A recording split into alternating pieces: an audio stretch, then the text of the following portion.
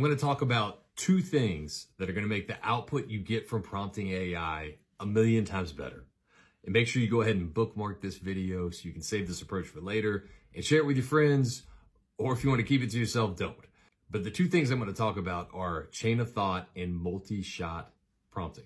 And if you haven't heard of these, don't worry, I'm going to walk you through it and stick around to the end of the video and I'll actually show you the output from the example I'm about to walk you through.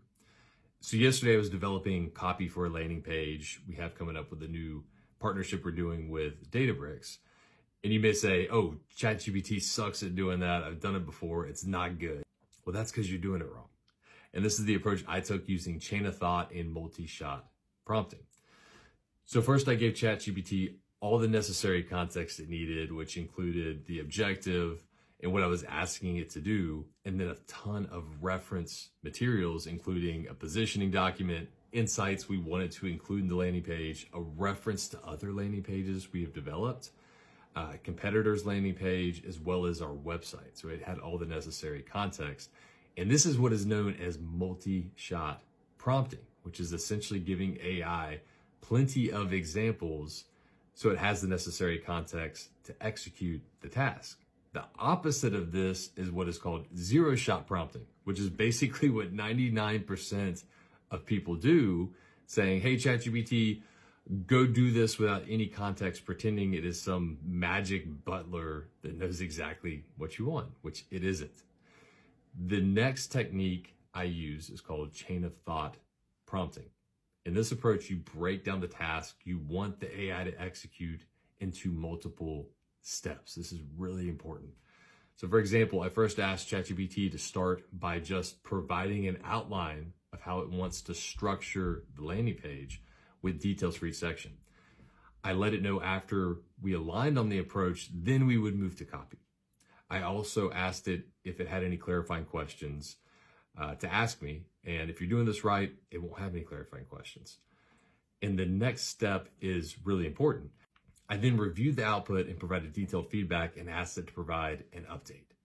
And once we were aligned on the outline, I then asked it to switch personas to a copywriter skilled in web copy for landing pages and gave it the necessary context for the type of copy I wanted written. And I then asked it to provide a first draft. I then provided feedback as well as more context and ended on a well-written copy doc in under 15 minutes, which would have taken at least a day with a human, probably longer if you consider competing activities, back and forth, and all the kind of stuff that goes into that. And here's what the output looks like. I gave it the context for what we're doing. I attached documents. This is the positioning doc I mentioned. And I gave it additional context as well as links to our current website, all that kind of stuff. Ask it to provide an outline. So here's the outline that it gave. So you can see it gives detail for each section that it's writing. I then go in and section by section, give it the feedback based on what I thought about the output, right? And then I asked it to provide another update, which it did, which is starting to look better. I said, this looks good. Now switch personas to a skilled copywriter. So that's where I mentioned earlier, talked about the type of copy, concise, compelling, creative copy. And then it gets it into this nice formatted copy doc. And it's actually hitting on the things I wanted to hit on because I gave it the necessary context. I'm going through this chain of thought process. And then I gave it some additional context that it needed to improve it further, gave it detailed feedback section by section. And then we got to this nice output here. And that's it.